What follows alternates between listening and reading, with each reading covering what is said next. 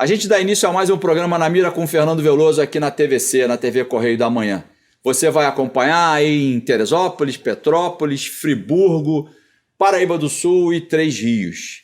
E o programa de hoje a gente vai ter uma aula. Ele é professor, ele é mestre em ciência ambiental, é especialista em segurança e cidadania, mas também é agente de segurança pública. Ele é inspetor da Guarda Municipal do Rio de Janeiro, é coordenador do curso de segurança pública da Faculdade Unileia, em Brasília. Ele é graduado em Geografia pela UERJ, pós-graduado em Segurança e Cidadania pela Universidade Cândido Mendes e mestre em Ciência Ambiental pela Universidade Federal Fluminense. Ele já foi professor da Estácio de Sá, dava aula de graduação de Gestão de Segurança Pública e Privada, Perícia Criminal e pós-graduação em Segurança Pública, Gestão Estratégica de Pessoas, Gestão Financeira e Gestão Pública. Também dava aula na Academia de Ensino da Guarda Municipal, onde atua como gestor na área de segurança pública. O nosso convidado de hoje é o professor Genésio Gregório Filho. Professor Genésio, muito prazer, obrigado por ter aceitado o convite, estar aqui com a gente. Dei uma palhinha aqui do seu currículo, mas deixei de dizer que o senhor também é tutor da Senasp, da Secretaria Nacional de Segurança Pública, na área de polícia comunitária, mediação comunitária, uso legal e legítimo da força, direitos humanos e crimes ambientais. A gente vai falar muito sobre polícia comunitária, a relação dessa... Que história é essa de polícia comunitária?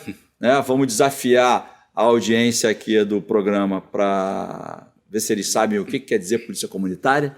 Né? A gente vai esmiuçar um pouco isso. O que isso tem a ver com a relação entre o cidadão e a segurança? Que diferença faz isso para eu ter mais segurança ou não? A gente vai explorar bastante o senhor aí nesse sentido. O senhor também atua como instrutor nos cursos nacionais da Secretaria Nacional de Segurança Pública, de multiplicador e promotor de polícia comunitária, nas matérias, nas disciplinas de mobilização social e estruturação dos conselhos comunitários de segurança. Eu sou entusiasta dessa matéria aqui, a gente tem o Instituto de Segurança Pública. Para encerrar o seu currículo aqui, a gente começar a entrar nesse debate, ele também é autor do livro Policiamento Comunitário. Vou subir aqui a imagem para quem tiver interesse, o livro do nosso professor Gregório. Então vamos falar um pouquinho sobre o perfil do agente de segurança pública, vamos falar muito sobre policiamento comunitário e municipalização da segurança, o papel das guardas municipais. E se der tempo, a gente vai correr, se der tempo a gente fala da sua experiência no exterior sobre essa matéria. Então, professor, mais uma vez seja muito bem-vindo. Muito obrigado, eu agradeço, é um prazer estar aqui com o delegado Fernando Veloso, que foi meu professor no curso de multiplicador nacional de polícia comunitária em 2010. Então, assim, uma frente que já vem se levantando, algo que no Brasil não é mais novo, mas não é tão novo quanto imaginamos, né? Porque a primeira experiência de policiamento comunitário no Brasil foi feita em 1982, na época do comando da polícia pelo coronel Carlos Magno Nazaré Cerqueira, que ele implantou um projeto de policiamento comunitário em Copacabana.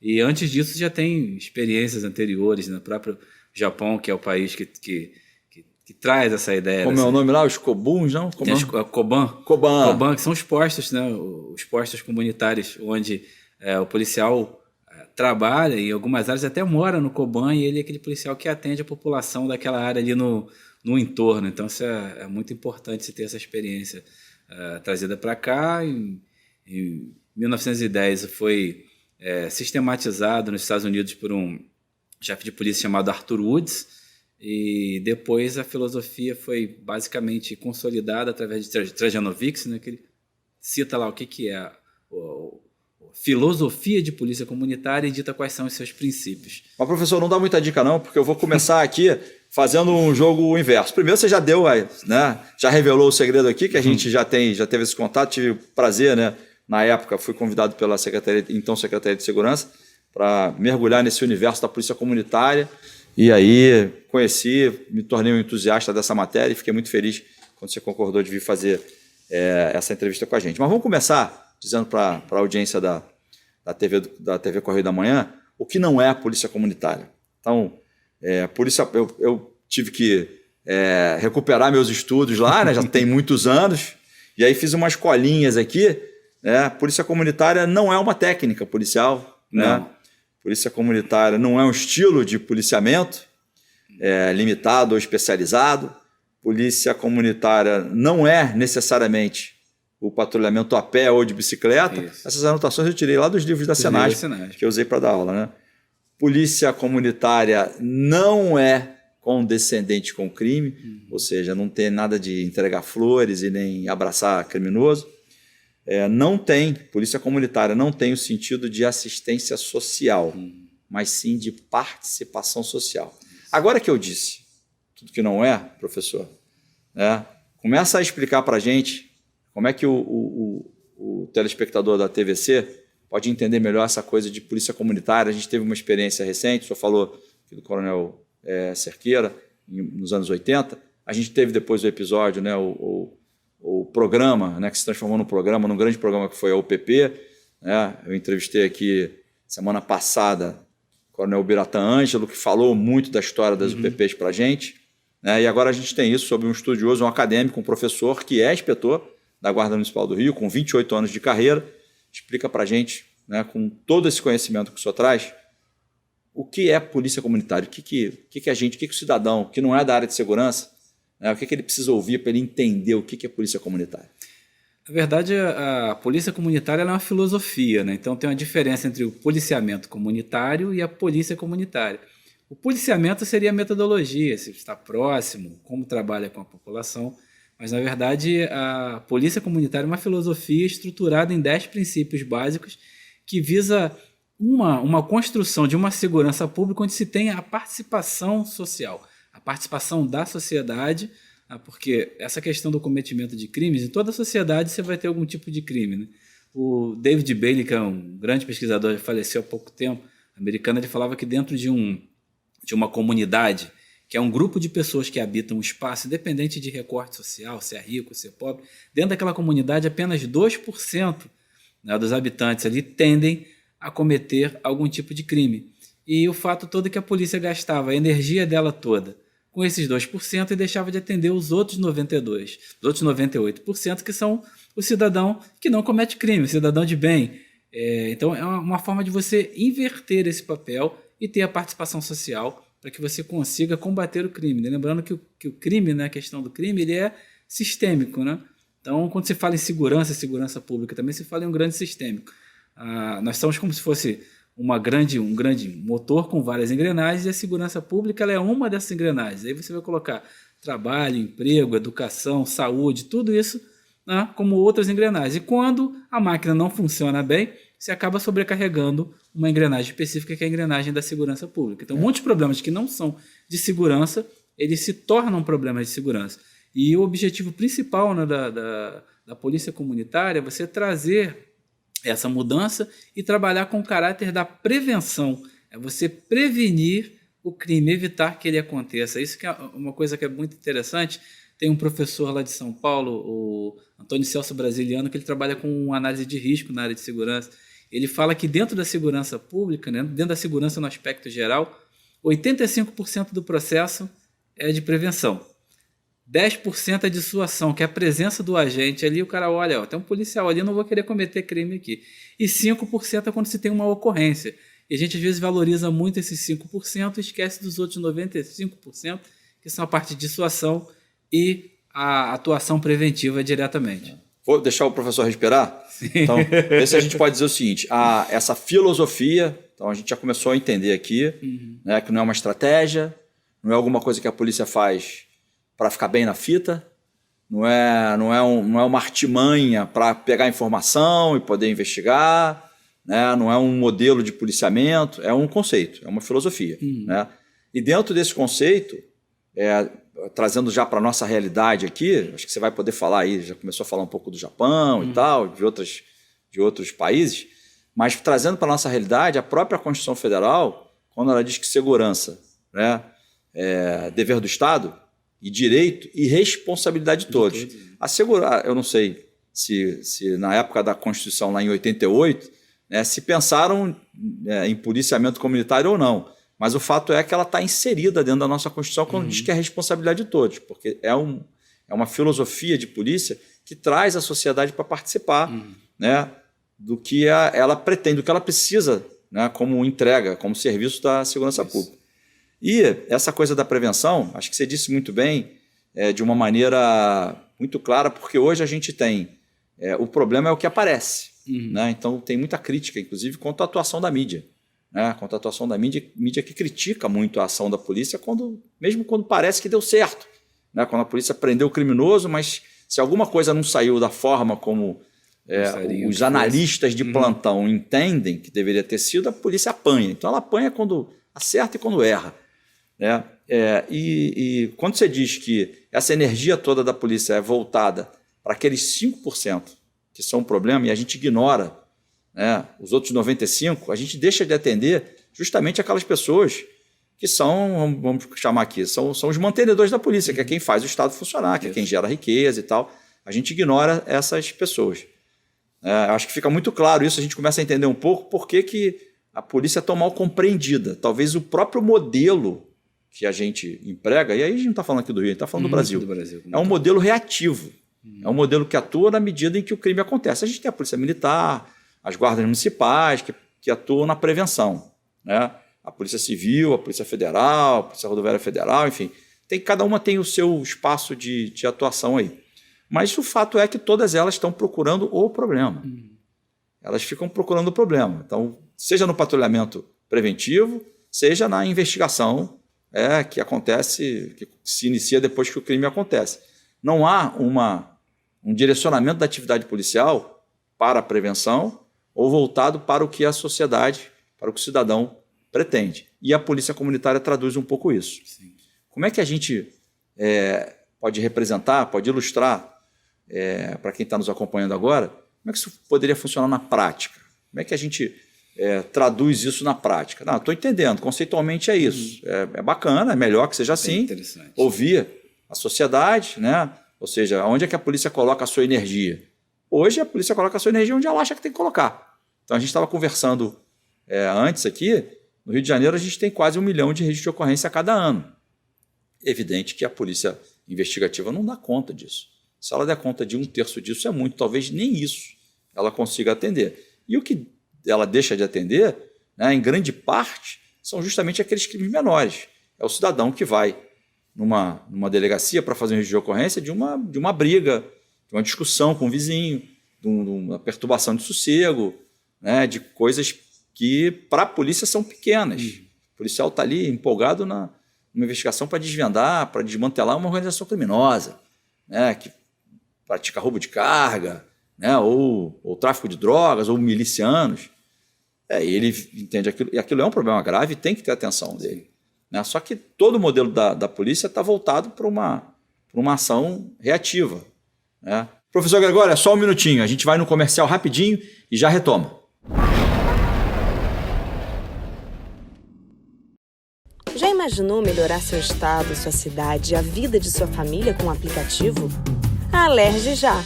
Chegou o Legisla Aqui. Tudo sobre seus direitos e um canal para você mandar e apoiar ideias que podem virar leis. Tem uma ideia boa? Sugira. Quer saber se é legal? Consulte. Tem dúvidas ou sugestões? Converse. Curtiu? Baixe o app. Legisla Aqui. É a Alerj mais perto de você. Sabe o sonho de vacinar a sua princesinha? Você pode realizar. Vacinar seu craque é um golaço. Vacinar sua futura médica é cuidar da saúde dela. Com a Covid não se brinca, se vacina. Vacine seu filho de 5 a 11 anos. Acesse novaiguaçu.rj.gov.br. Confira os documentos necessários e os postos com a vacina testada e aprovada para crianças. Prefeitura de Nova Iguaçu. Foi rapidinho. Vamos voltar aqui com o professor Gregório, inspetor da Guarda Municipal do Rio de Janeiro. Como é que a gente faz para implantar um modelo de polícia comunitária em que o poder público, né, tome as suas decisões estratégicas, enfim, a sua política pública seja influenciada pela opinião do cidadão? Porque esse modelo de polícia comunitária ele vai abrir uma possibilidade dessa política pública ser influenciada pela vontade do próprio cidadão. Como é que a gente faz isso ou como é que isso funciona em outras experiências que você tem conhecimento. É interessante que a gente tem que mudar, né, o modelo que nós atuamos ainda hoje. Fala que nós atuamos, que eu estou diante de um delegado de polícia, trabalhamos na área de segurança pública diretamente. Então, assim, o modelo ali é um modelo que ele ainda é muito voltado para aquela questão do combate profissional ao crime. Você foca muito isso e depois que o problema acontece que se tem ação. É reverter, você tem uma mudança de chave, uma mudança de comportamento, vendo também que o policiamento comunitário ele não é possível em todos os lugares, dentro de um contexto amplo. Você vai escolher áreas específicas para fazer esse tipo de trabalho. É você conseguir quebrar com essa lógica e trabalhar realmente com a questão da aproximação com o cidadão.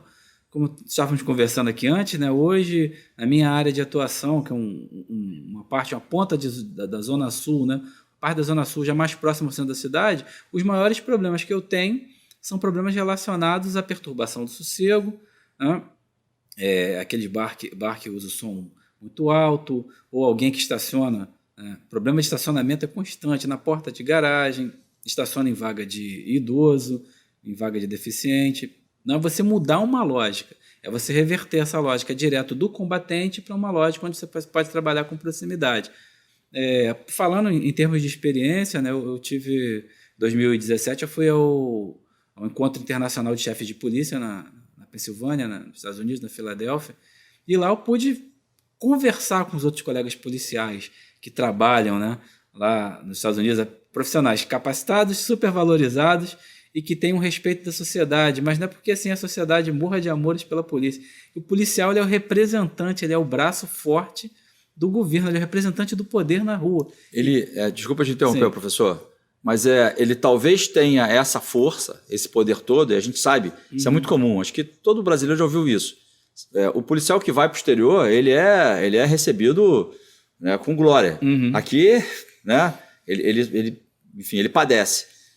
Será que o policial lá fora ele é tão mais capaz ou competente que o daqui? Me parece que não. Acho que a questão é que o trabalho dele é legitimado pela sociedade. É legitimado. Né? E é legitimado porque a polícia ouve a sociedade, ela participa, ela é chamada a participar. Na realidade, acho que ela é responsabilizada na medida em que ela participa das tomadas de decisão.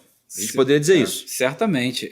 Na verdade, assim, essa questão, como eu falei, que o sistema de justiça criminal deles é muito ajustado. Então, tem estado que o policial está na rua, ele prendeu alguém, ele já conduz direto para o presídio e o tribunal já ao lado do presídio, a pessoa sai ou fica. Então, esse sistema, como ele trabalha muito bem azeitado, faz com que as pessoas respeitem aquele policial que está na rua, porque ele é representante do Estado. E você tem a questão da participação social muito intensa. Então, eu fui num evento, que era um encontro de chefes de polícia, você tinha uma feira de segurança imensa, e dentro da feira de segurança você tinha um congresso com pesquisadores universitários do país todo, não só dos Estados Unidos, de outros países que trabalham em segurança pública, discutindo temas voltados para a polícia. E assim, interessante, você vai numa feira, né? Temos exemplo aqui da maior feira que nós temos, que é da América Latina, que é a LAAD. Você vê equipamentos mais voltados para a defesa do que para a segurança pública. Não, lá você vê equipamentos voltados para a segurança pública, do armamento, a viatura, uniforme. Agora, o mais interessante, de 570 expositores que tinham no centro de exposição, 97 eram universidades e cursos, né?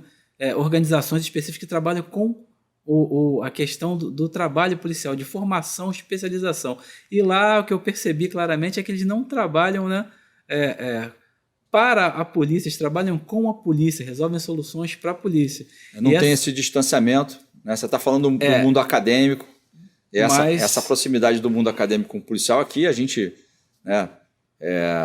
as polícias têm um curso superior de polícia. Né? Aí quando a gente está chegando a um determinado estágio, né, tanto na Polícia Civil como na Polícia Militar, e a guarda acho que tem alguma coisa, não sei se tem alguma coisa no mesmo molde, mas é um curso superior de polícia, como se fosse o último curso de estágio. E aí você vai fazer isso no universo acadêmico. Então isso tem que ser muito negociado, porque essa é uma relação de tanta tensão, né, divergente, que há um conflito iminente ali a cada momento. Você está dizendo que em outros lugares, né, como nos Estados Unidos, essa proximidade com o mundo acadêmico traz benefícios. Traz, né? muito. Porque a polícia não tem que ter caixa preta nenhuma. Bem que pode haver divergência e devem haver divergências mesmo, mas essa proximidade ela traz benefícios para todos. Isso eu achei super positivo, né? Então, o fato de você ter tanta envolvimento entre a polícia, a educação, reconhecimento de ambas as partes. Alguns com os trabalhos muito interessantes, eles são muito comunitários, são uma polícia de proximidade. Apesar de ter uma formação básica militarizada, que tem aquela questão da hierarquia, eles são policiais que trabalham mais com policiamento de proximidade, isso mesmo numa cidade grande como a Filadélfia. Então, assim, foi muito interessante ver essa experiência e ver que as pessoas participam. Então, andando na rua, né, interessante que eu vi que passou um veículo da polícia com um cidadão sentado no banco da frente da viatura. Aí eu perguntei para o colega policial de lá, mas o que está acontecendo? Está conduzindo? O que ele é? Como lá o ciclo de polícia é completo, de repente está fazendo alguma investigação, ele não estava com o uniforme na viatura. Ele falou, não, ele é um cidadão e ele quer fiscalizar o trabalho da polícia, ver o que a polícia está fazendo. Então ele vai no departamento de polícia, preenche uma ficha e ele pode acompanhar o policial durante o turno de serviço dele de 8 horas na viatura. Algo que aqui é inimaginável, sendo que lá, né, onde nós fomos, a polícia ela acessa qualquer lugar da cidade, mesmo. É uma outra realidade. Uma outra realidade. Então, quando se fala em segurança, a gente não pode pensar somente na polícia. Tem que pensar no contexto social como um todo. E assim, impressionante que eu, enquanto guarda municipal, né, o tratamento que você recebe, chegou no aeroporto, você passa por toda a revista, a partir do momento que você é identificado como policial, o comportamento do policial que está ali do agente do Estado ali. Do agente do Estado, ele muda. E quando você sair, teve um dia que eu tive que sair na rua para ir num jantar com o chefe de segurança do consulado dos Estados Unidos, eu botei um uniforme e as pessoas paravam na rua para pedir para tirar foto, e, muito bem, você é de onde, policial, de onde? Do Rio de Janeiro. Muito obrigado pelos serviços prestados para a sociedade. Então tinha um carinho que a gente não vê aqui, que a gente vê um distanciamento. Então, na verdade, você tem todo um trabalho, você tem uma polícia que é pautada no modelo anglo-saxônico, que sempre foi um modelo de proximidade, isso aí já é desenhado lá no século XVII, já é desenhado com esse formato que foi transmutado para os Estados Unidos. Então já tem essa questão da participação social muito próxima. E você vê isso ali, a comunidade discutindo, né, com a polícia alguns problemas, e tem um famoso empoderamento, de poder dar dicas, o que pode fazer, o que se pode melhorar. Isso que eu achei bem interessante. Você narrou uma experiência pessoal, e no que você estava narrando eu me lembrei de uma minha. E aí eu vou ocupar um pouquinho, vou perder 1 minuto aqui da tua entrevista para narrar essa experiência. Eu estudei nos Estados Unidos uma época, quando eu era bem novinho. Eu estava dirigindo um carro lá e eu não sabia, mas dos 2 faróis, um dos faróis estava queimado. E eu não sabia. Eu estava com um amigo, estava indo para uma outra cidade à noite e a gente foi parado por uma viatura. Quando a gente viu a viatura atrás, né, acendeu o giroscópio e a sirene e tal, a gente ficou super assustado, né, porque era uma estradinha ali, secundária, e já fiquei com medo, né? Mas aí ele parou a gente e pediu os documentos, pediu tudo, verificou tudo. Eu não só atendi, dei a documentação, eu tinha a carteira de habilitação, tinha tudo que eu estava estudando. E aí ele disse, o senhor sabe que o seu farol está queimado? E aí eu acho que ele fez aquilo para me testar. E eu não sabia mesmo. De fato eu não sabia. Eu falei assim, não sabia que está queimado. Não tinha percebido aquilo. O farol deve ter queimado ali dias antes, um dia, não sei. Ele disse, o senhor não pode circular assim. Aí eu falei assim, meu Deus do céu, o que é que eu vou fazer agora? Né? Que eu estou no meio de uma estrada, no meio do nada, né? Tinha que rodar ainda 50 quilômetros. E aí o policial, ele verificou, viu que estava tudo certo, ele disse, me acompanha, me segue. E eu pensei, o cara vai me prender porque o farol estava queimado? Não é possível. E eu obedeci a ordem. Deu o comando, eu obedeci. E ele foi, e eu fui atrás dele, fui seguindo ele. E ele seguiu ali por uns 10 ou 15 minutos, quando eu vi, eu estava chegando na delegacia. Ele conduziu o carro até a delegacia, né? E aí saltou, falou, encosta aí. Eu encostei o carro ali, ele me disse, para onde é que você disse que estava indo? Aí eu repeti o lugar para onde eu estava indo, e ele disse, pode entrar na viatura. Eu entrei atrás da viatura, eu e esse amigo meu. Entrei atrás e no caminho, indo para lá, ele disse, eu vou deixar vocês lá. Né? Não, antes disso, ele fez um contato com o rádio, porque eu ia sair da área de atuação dele. Ele fez um contato com o rádio, avisando a polícia daquele outro condado lá, daquele outro distrito, dizendo que estava me levando lá, e eu entendi aquilo, porque eu fui fazer um curso de aperfeiçoamento de inglês. E eu entendi aquilo, ele vai passar a gente para outra viatura, e eu sem entender, ele não me deu satisfação, ele simplesmente fez o serviço dele. E quando eu cheguei na divisa, a gente saiu daquela viatura, entrou na outra viatura, o outro policial levou a gente até onde a gente tinha que ir, né? E aí quando ele estava deixando, a gente disse, olha, ele vai te deixar no lugar onde você tem que ir, amanhã, durante o dia, você vai retirar o carro, porque durante o dia dá para você circular com aquele carro, e se eu te pegar de novo com o farol queimado, o procedimento vai ser diferente. Eu achei que ele ia me multar. Mas ele não me multou. Eu achei, vou receber uma multa. A multa nunca chegou, porque eu acho que ele acreditou que, de fato, eu não sabia que o farol estava queimando. Então, assim, essa história é bem emblemática, né? Aquele policial ali, ele não prendeu ninguém, ele não fez nenhuma investigação, na realidade, ele não evitou que nenhum crime fosse cometido por um patrulhamento ou nada disso. Mas ele ganhou a gente ali. Uhum. Ele absolutamente ganhou a gente. Ele fez um serviço, aí alguns vão dizer, mas o policial serviu de Uber. Não, não é isso. É porque ali tinha um cidadão, né, que estava numa situação, e ele acreditou, e de fato era verdade, que eu estava irregular, mas não tinha conhecimento disso, né? Nossa leitura aqui seria, eu não tinha o dolo de dirigir, com o farol queimado. E eu iria oferecer risco se eu continuasse dirigindo daquele jeito e tal. E ele eliminou o risco, na medida em que me mandou, deixei o carro lá, né? E ele falou assim, você vai lá, mas olha, se eu te pegar de novo, a história vai ser outra. E, enfim, você narrou a tua história, eu me lembrei dessa, e isso acho que reforça muito o que a gente está tentando dizer aqui, tem a ver com polícia de proximidade, né, a polícia comunitária, que é aquela coisa da força da polícia, vem da legitimidade que ela tem junto à sociedade que ela tem. Então aquele policial não precisou dar um tiro, ele tinha força, ele estava armado, tinha lá uma escopeta no carro, como todas têm, mas ele não precisou usar da força para conquistar ali, né, a legitimidade que ele tem, né? Agora isso fica difícil quando a gente transporta essa questão para o Brasil, para o Rio de Janeiro. Então, acho que você já disse um pouco isso. Quer dizer, polícia comunitária, a gente não pode sair implantando polícia comunitária em todo lugar. Tem lugar que a gente precisa da força mais presente. Isso. Mas o fato da gente precisar da força não necessariamente quer dizer que a polícia, né, não possa fazer o seu trabalho de acolhimento do cidadão. E aí estou falando do cidadão de bem, daqueles 95% que não cometem o crime. Aí eu já quero dar um salto aqui de fazer uma provocação quanto à questão das UPPs, né, que foi um programa que foi implantado no Rio de Janeiro, isso teve repercussão nacional, até internacional, pessoas de outros países vieram estudar isso. E eu queria saber da tua análise, assim, a UPP tinha um pouco de polícia comunitária. Né? Talvez, policiamento comunitário. Policiamento comunitário, né, melhor dizendo. Na tua ideia, na tua concepção, o que faltou na UPP para que ela não desandasse? Né? A gente ainda tem a UPP aí, a gente sabe, não é mais o programa como era, ele não perde vingou. Um pouco do sentido. Né? Perdeu o sentido. Na tua opinião, o que faltou para que a UPP tivesse essa consolidação? Né? Acho que é um problema que nós temos alguns problemas sérios. Né? Por exemplo, segurança pública, saúde e educação são políticas que elas devem ser de Estado e não de governo. Então, cada um que entra vai tentando fazer algo diferente, tentando colocar a sua marca, e acaba cometendo alguns problemas, que é a falta de continuidade.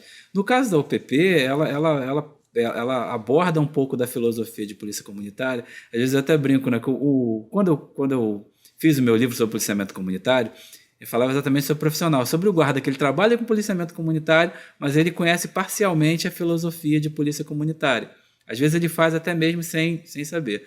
E na UPP tinha os traços da filosofia de polícia comunitária e muito do policiamento comunitário, que é a metodologia de trabalhar próximo à comunidade. Só que quando você faz o recorte, dos preceitos da polícia comunitária é o policiamento, né, personalizado, setorizado e personalizado. A UPP fazia o recorte, fazia o policiamento personalizado, só que resolver problemas de segurança não depende somente de ação policial. Na verdade, a polícia, sob o meu ponto de vista, a polícia foi abandonada, sem os outros fatores, sem as outras ações sociais que deveriam ocorrer dentro dessas comunidades. Então, durante um período, eles conseguiram domínio territorial. Teve muita gente que migrou da atividade criminosa, foi fazer outra coisa, porque realmente era aquele recorte, né? Pequeno, cheio de policiais, restringiu a ação de criminosos dentro daquele local. Só que você não teve outras ações que complementassem isso. Ainda tem um problema maior ainda. Quando se fala em policiamento comunitário, a gente tem que vislumbrar resultados, né, a médio e a longo prazo, não de imediato. E às vezes se queria um resultado imediatista da ação das UPPs. Só que você vai pensar em médio e longo prazo. Por quê? Às vezes aquele cidadão que já está lá há muito tempo, tem uma série de envolvimentos, ele não vai nunca ceder a esse modelo.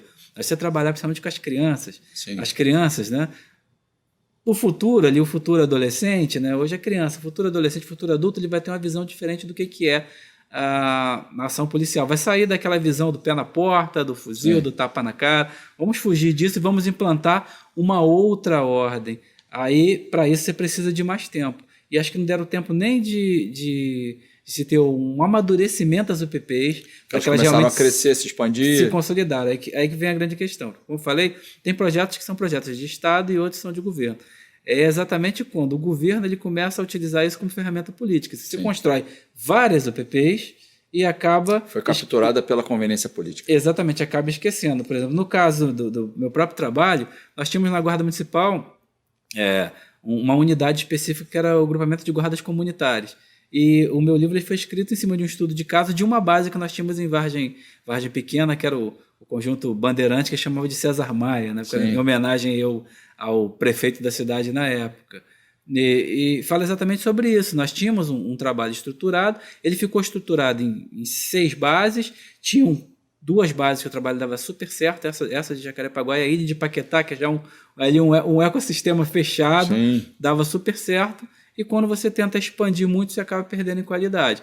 Aí, quando se encerrou o projeto da Polícia Comunitária, em 2011, se implantaram as unidades de ordem pública, as UOPs, que é a Guarda Municipal, o contraponto da UPP. É uma área onde você tem uma base da Guarda, com um setor específico, onde o guarda ele trabalha com o smartphone, ele loga, e você tem o georreferenciamento de onde o guarda está dentro do território, teve uma ocorrência próxima, aciona aquele guarda ali. E tudo isso foi feito de uma forma, a primeira lançada da Guarda foi da Tijuca, e depois entraram nesse afã de fazer várias. E daí canibaliza a primeira, tira efetivo de uma, de outra, e você perde a essência.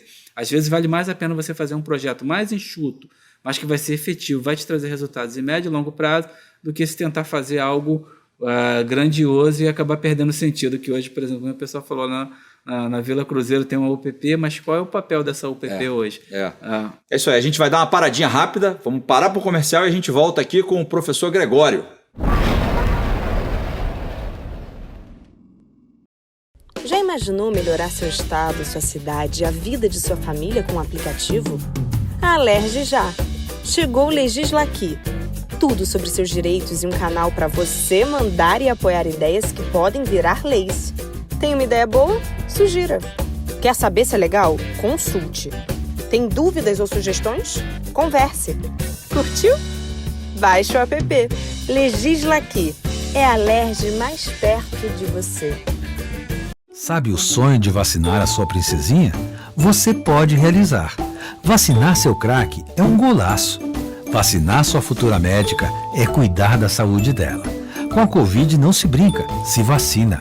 Vacine seu filho de 5 a 11 anos. Acesse novaiguaçu.rj.gov.br. Confira os documentos necessários e os postos com a vacina testada e aprovada para crianças.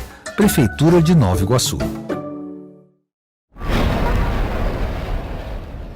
Comercial já foi. Agora a gente está aqui de novo falando tudo sobre segurança pública, municipalização da segurança com o professor Gregório. Agora, uma pergunta direta para você, professor Gregório. Você acha que a experiência que nós tivemos com a UPP, o fato dela ter meio que se travestido, vamos dizer assim, de um pouco de polícia comunitária, já até tinha algumas questões de polícia comunitária, não era necessariamente um projeto de polícia comunitária, mas trazia um pouco disso. Você acha que a experiência que nós tivemos com as UPPs pode ter comprometido essa filosofia de polícia voltar a ser trabalhada de novo? Porque esses cursos de multiplicador de polícia comunitária, que eu tive a oportunidade de dar essas aulas, de ser instrutor, a gente se conheceu lá, você se especializou nisso, eles trazem uma conscientização para o universo interno, para o próprio policial. Porque a gente sabe que tem uma resistência, tem policial que acha que é só força que resolve, o policial faz um concurso difícil, passa para Polícia Militar, passa para a Polícia Civil, passa para a Guarda Municipal, ele quer a força, ele quer mostrar que ele agora é a autoridade.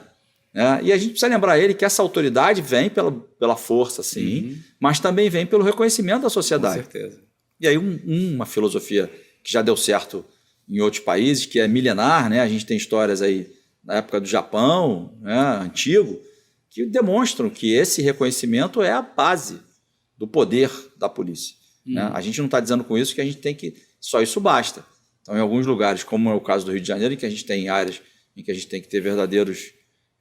a polícia quase que faz um papel de forças armadas, porque ela enfrenta questões que não são questões de polícia. Elas ultrapassam a esfera da atuação Elas policial. são anormais. Na verdade, São. eles têm atuação que ela é mais parecida com a atuação de unidade de intervenção tática do que segurança pública. Do que segurança pública, né? Extrapola. Né? Então a gente tem experiência, como no México, por exemplo, em que as Forças Armadas entram na história para enfrentar o narcotráfico, porque a polícia já disse, não, eu não consigo. Você acha que está comprometido ou não? Ou a gente ainda tem...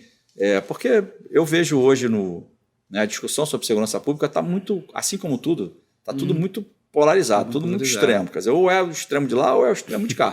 Né? E aí cada um tem a sua... Ruim. Né? Isso é ruim, porque a gente acaba... Né? Hoje há uma máxima, né? A gente vê uma máxima que volta com muita força, que é aquela coisa de a gente tem que prender mais, né? A gente tem que usar mais a lei e a ordem. Claro, eu sou delegado de polícia e a minha fala passa um pouco por isso, mas a gente sabe o quanto isso consegue impactar na vida do cidadão. Não, há um limite para isso. Há um limite. Isso não vai resolver tudo, como você disse. Assim. A gente precisa de uma polícia em que o cidadão olhe para essa polícia e confie nela. Não adianta a gente ter a melhor polícia do mundo, mais bem equipada, né? Mesmo que nós tivéssemos isso, né? Com um quantitativo suficiente de policiais, seja militares, civis ou guardas municipais, que ainda assim, se essa polícia não conseguir ter a legitimidade, a gente não vai conseguir criar um ambiente de paz social que todos nós queremos.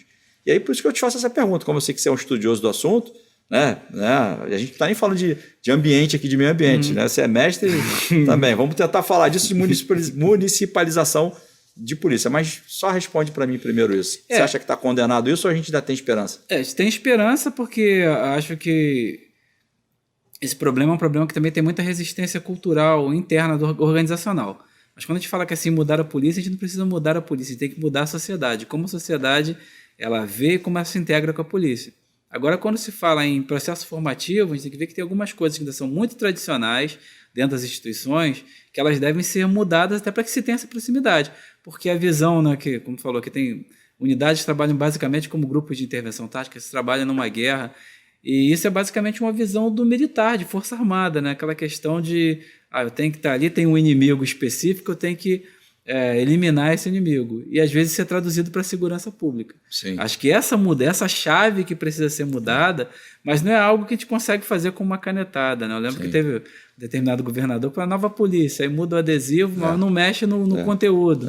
Então tem que se pensar de uma forma mais ampla e com resultado para médio e longo prazo.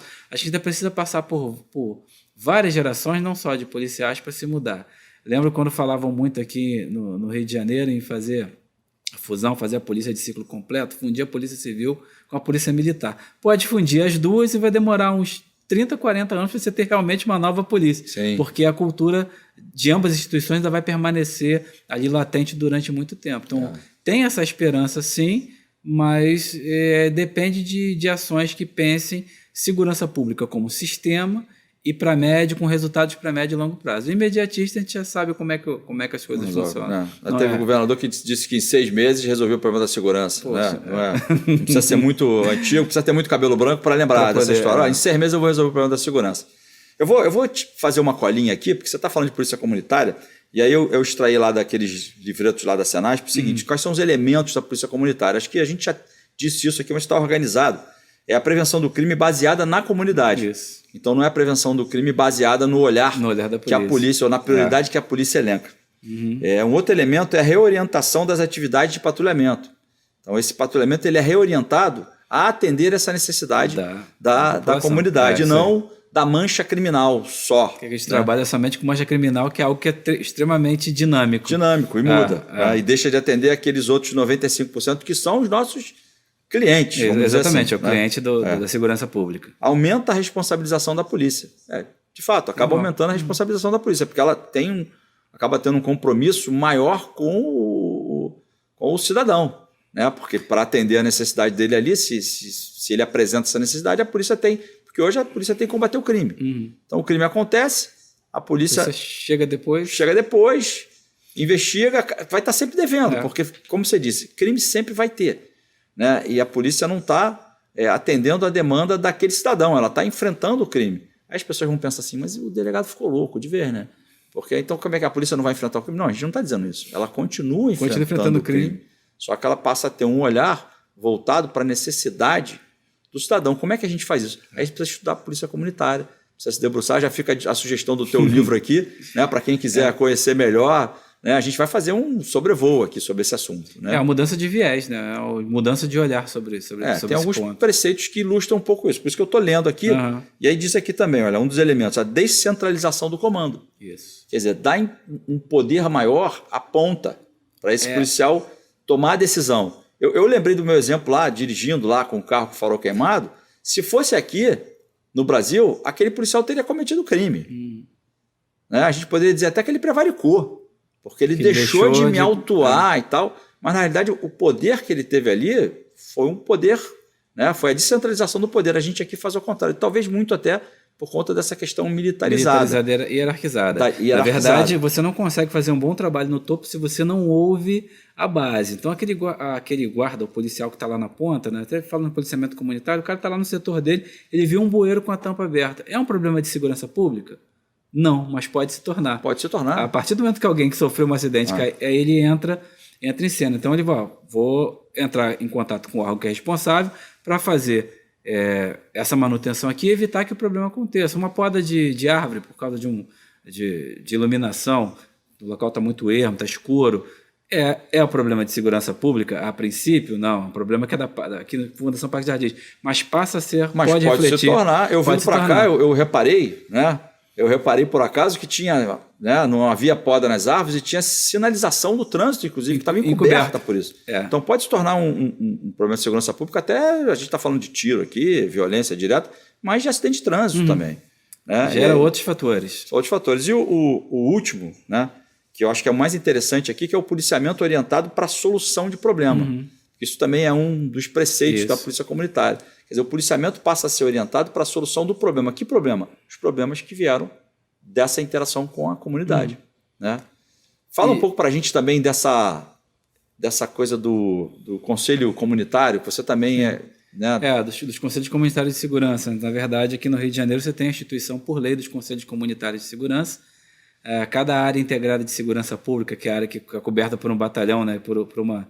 A delegacia, ela tem um conselho e esses conselhos têm reuniões mensais. Essas reuniões são abertas ao público? São abertas ao público, onde você tem a participação da sociedade e os membros, né, natos do conselho são as forças de segurança, as polícias, bombeiro, guarda municipal, então participam todo mês das reuniões de conselho e é nesse conselho onde você ouve, né?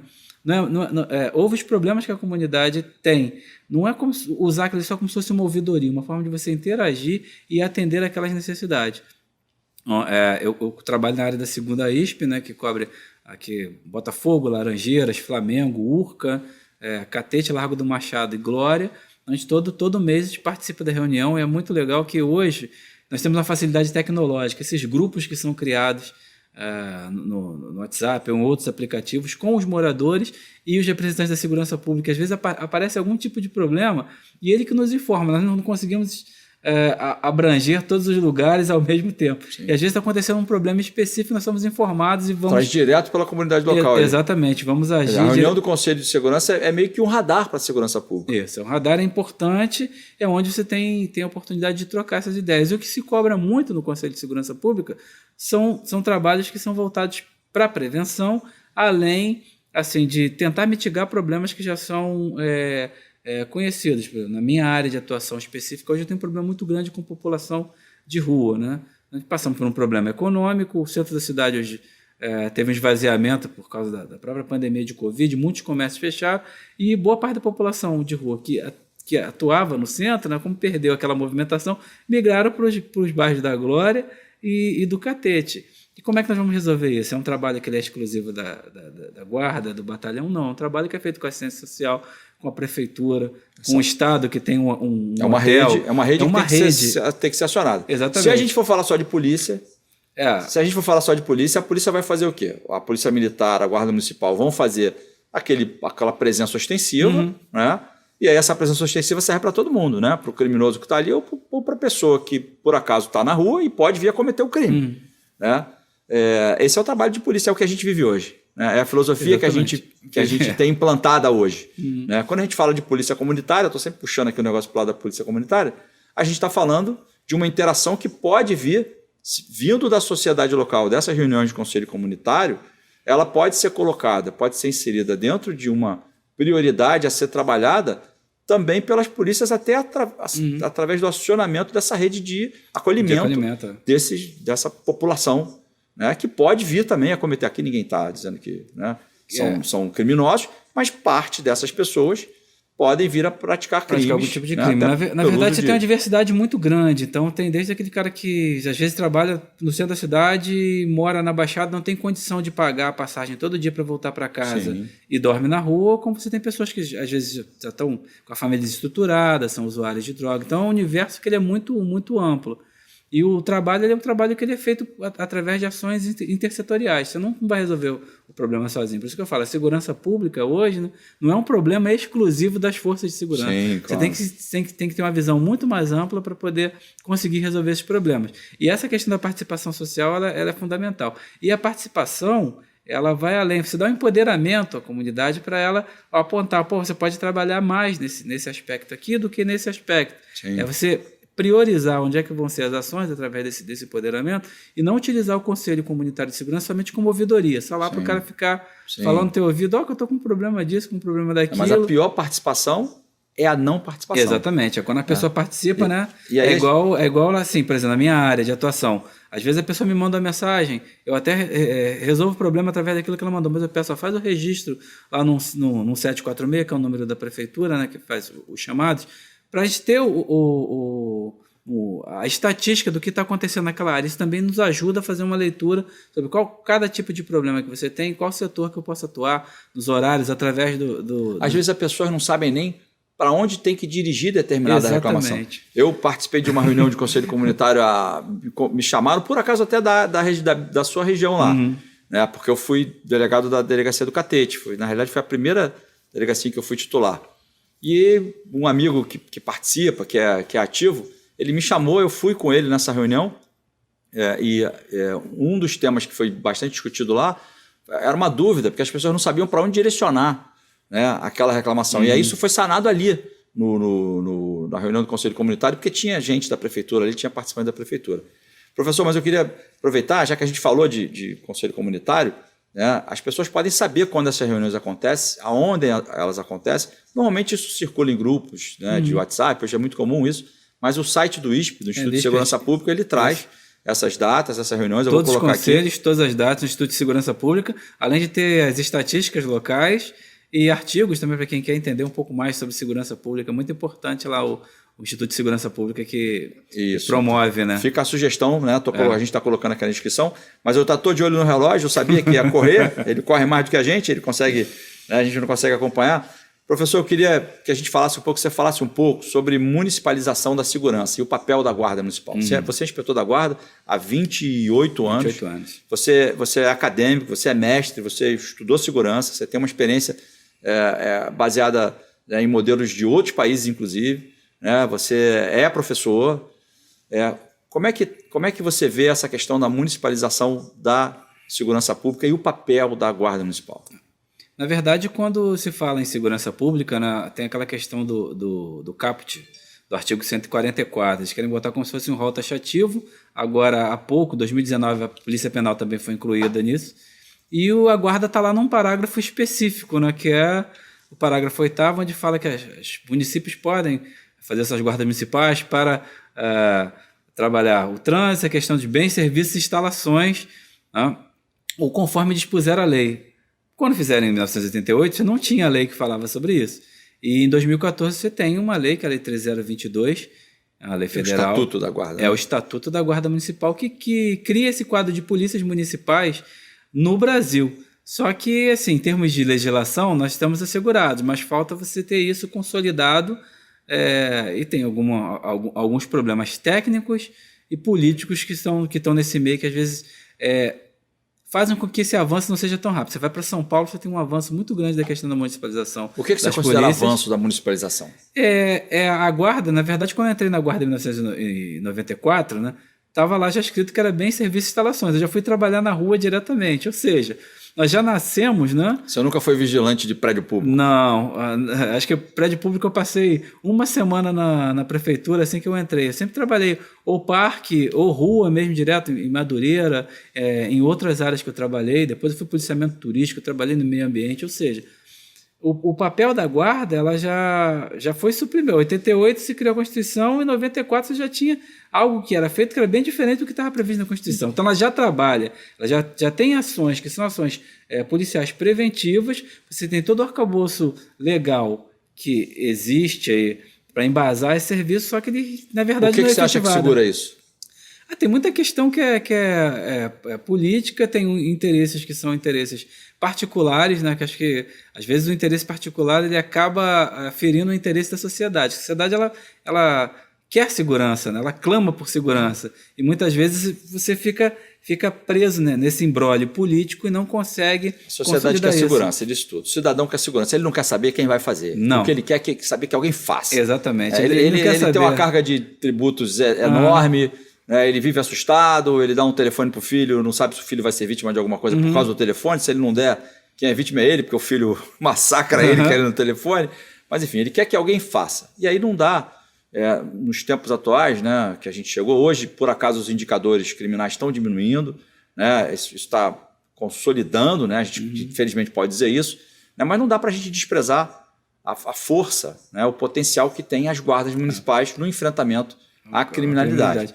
A questão é como a gente faz isso, qual a identidade que a gente deve buscar, qual é a melhor identidade para a guarda. Não é espelhar a polícia militar. Não, a identidade hoje que está na guarda, até pelo próprio estatuto, é essa identidade do policiamento de proximidade da ação preventiva.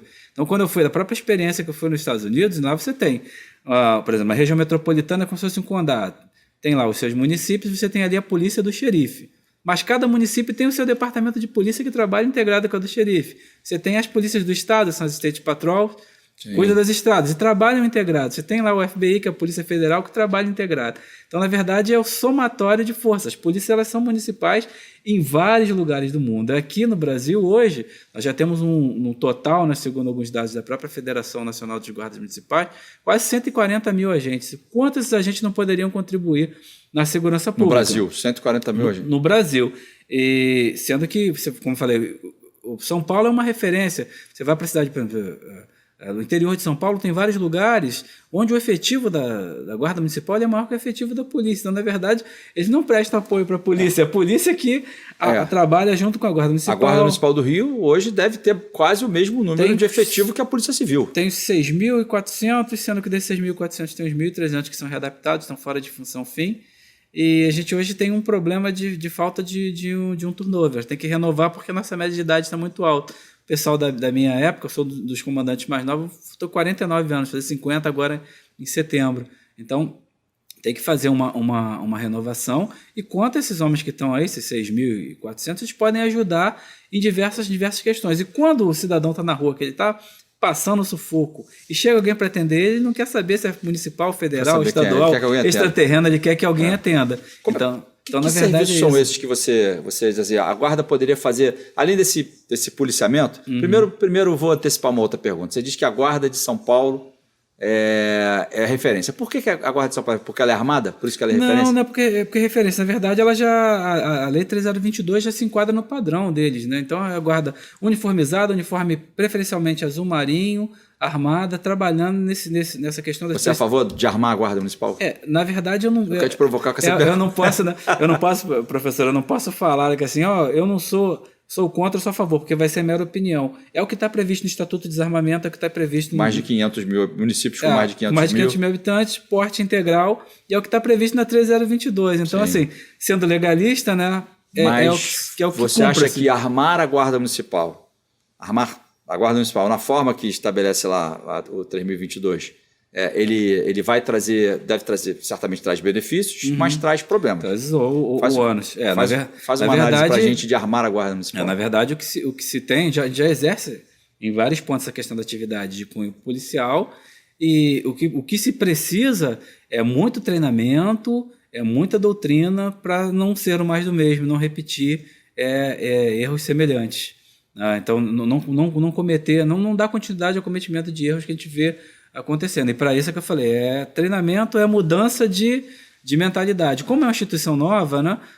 A gente ainda tem aquela cultura que não está tão consolidada, dá para você fazer esses ajustes. Não cometer os mesmos erros que as outras polícias vêm cometendo, né, que são bicentenárias, são mais antigas. E às vezes foca muito nessa questão do combate profissional ao crime. O foco é específico e esquece dos outros 98% que a gente tem aí na sociedade que poderiam contribuir. Então, assim, hoje, né, a questão do armamento não é uma questão que assim, que eu não queira, é o que está previsto em lei. Aí tem lá, salvo engano, acho que é o artigo 30º da nossa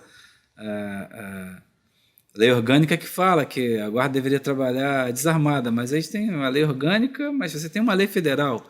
E como é que fica isso? É uma discussão que ainda vai render bastante. Eu te fiz essa provocação, que eu sei que é uma provocação, ainda mais você com 28 anos de guarda. Há muitos guardas, eu sei que há muitos guardas que batalham por isso, né?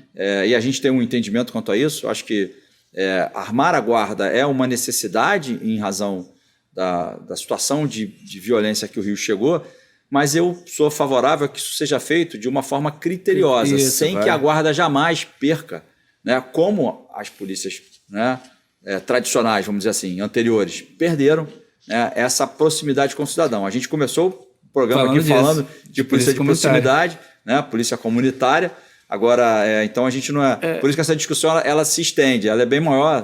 Talvez a gente possa fazer isso até no outro programa. É interessante que esse período que nós trabalhamos desarmado, né, ele nos dá um know-how de proximidade. A guarda ela media muito conflito. A gente nem falou de mediação de conflito. É alguma coisa que para você fazer armado fica um pouco mais complicado. A gente não pode pensar também como a arma de fogo como o único recurso do profissional de segurança. Então tem todo um processo até você chegar, né, um escalonamento até você chegar ao uso da arma. É isso que tem que ser trabalhado de maneira O guarda complexa. Que está na rua hoje, ele precisa de uma proteção. Sim. Ele precisa saber que ele está na rua como um agente policial, como um agente de segurança, né, como agente do poder público que está ali para defender, para acolher o cidadão, e ele precisa ser protegido também, porque a violência está na rua para o cidadão e está para o guarda também. Então a gente precisa encontrar uma maneira de que esse guarda se sinta seguro, mas sem que ele se afaste do cidadão que ele precisa acolher para ele ter esse reconhecimento legitimado. E aí tem todo um universo, tem todo um potencial que está aí para ser absorvido, explorado, né, com a municipalização da segurança, que seja, né, a polícia municipal, que a guarda seja a polícia municipal. Professor, eu vou precisar dizer aqui que a gente está terminando, a gente está estourando, o relógio está gritando ali comigo. Te agradecer uma vez mais. Eu que agradeço. Por essa participação aqui. Eu acho que eu não tive habilidade suficiente para explorar tudo que eu tinha que explorar de você. Vamos deixar esse programa com um gostinho de quero mais. Para encerrar aqui, diz para a gente, dá o teu recado para a audiência da TVC, né? Da tua leitura sobre essa questão de municipalização, do papel da Guarda Municipal, enfim, do que a gente conversou aqui sobre polícia comunitária. Dá o teu recado em poucas linhas. Ao público, da nossa audiência da TVC, que segurança pública é algo que é importante, é assunto de todos, como está previsto na Constituição Federal, e vocês aí que têm nas suas cidades, suas guardas municipais, valorizem, são profissionais honrados, profissionais que buscam sempre a especialização e que podem contribuir muito para a segurança do município. Então, assim, essa questão da proximidade ela é fundamental, ainda mais nas cidades que são menores, né? Essa possibilidade de proximidade é ainda maior do que aqui na metrópole, né? Tem que explorar isso e cobrar, trabalhar em parceria para que esse trabalho, mais do que um trabalho legal, pautado na lei, seja um trabalho legitimado. Né? Então, não tem motivo nenhum para ter agente de segurança se não existir o cidadão. Então, igual o professor, né? O professor sem aluno não é nada. Então, dependemos de fazer esse trabalho conjunto para que tenhamos uma sociedade melhor, né? Que se não for para nós hoje, que seja para os nossos filhos e para os nossos netos. É isso aí. Isso aí, professor. Obrigado. É isso aí, gente. Encerramos mais um programa Na Mira com o Fernando Veloso, aqui com o professor Gregório. Professor, obrigado. Isso aí.